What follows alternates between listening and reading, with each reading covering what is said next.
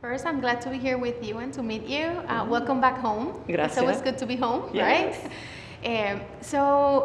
I've been in Boys and Girls Club as a president for the past 5 years, and before that, I was a board member for 8 years. So I kind of knew the organization from the outside and the strategic side. Then I decided to join when I left the business world.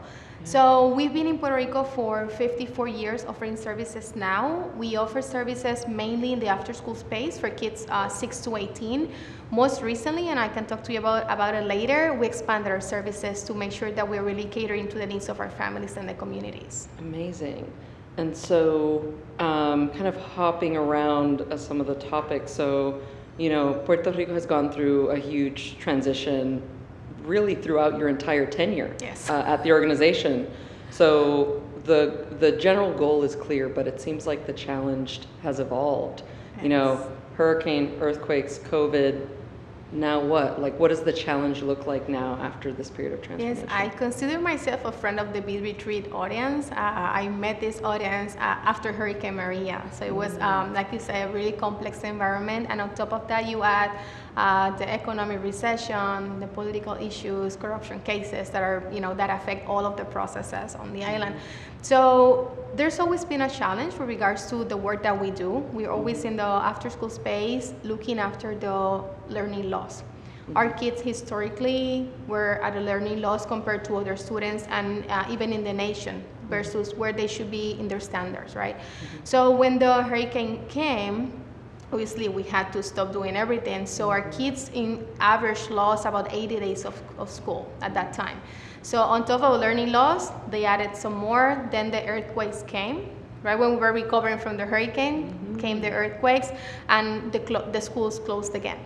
And yet we were not recovered from the earthquakes, we had the pandemic. So for us, it's been almost 4 years of the kids not having access to education, whereas before they didn't have access to quality education. So for us, that brings the challenge to be, how do we really stop that learning gap?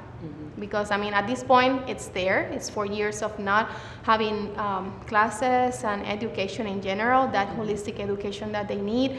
You have kids now in 3rd grade that did not attend kinder or 1st grade or 2nd grade.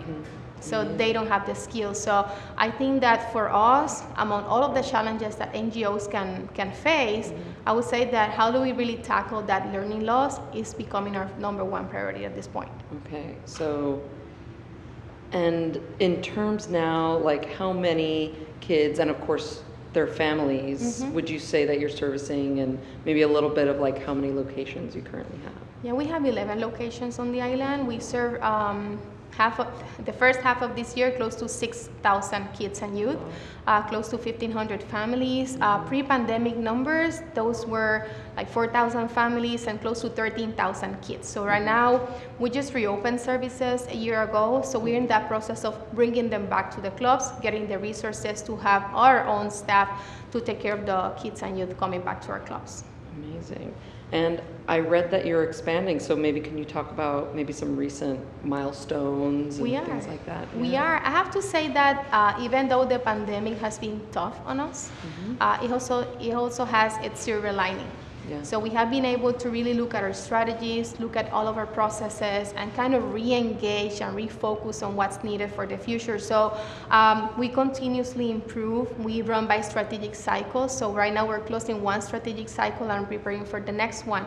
And as part of that, we were looking at what are the gaps? What are the gaps we have? Because in the overarching scheme of things, we work on the learning loss, we work in the after-school space, but as part of a movement, we're working to eradicate poverty in Puerto Rico. So we believe as an organization that in 10 years, it can be reduced to 25%. So we're aggressively working towards that goal. And looking at opportunities, we decided that we needed to really work with the families, and we're also at an earlier stage. So we recently, actually tomorrow, we're opening our 4th Head Start Center. We went into a competition for some of the centers in the municipality of San Juan, so we are in charge of 8 centers. So we are opening our 4th tomorrow, and with that, we offer services from 0 to 5. and their families. And then we have the 6 to 18 in the after school, and also recently through a CDBG grant, the development grants for Puerto Rico, we were able to start a workforce development program for adults. So with that program, we go from 19 to 35s. So in the next 3 years, we're going to be touching the lives of 1,300 adults and making sure that not only training them, but placing them in work. So that helps us just break that generational cycle of poverty. So, you know, in a blink of an eye, we were able to go from 0 to 35. Our organization is growing in the past 2 years from 280 to almost 500 at the end of this year. So it's a huge leap, but it's a leap of faith. Yeah, absolutely. And the fact that it's, you know, the scale, the immediate goal of education, but then the long goal of ending the cycle of poverty, the scale is there. So that's an incredible initiative, and I would say accomplishment that you already have that runway. So to start wrapping up, what would you say is the most impactful help that allies can do for the Boys and Girls Club in Puerto Rico?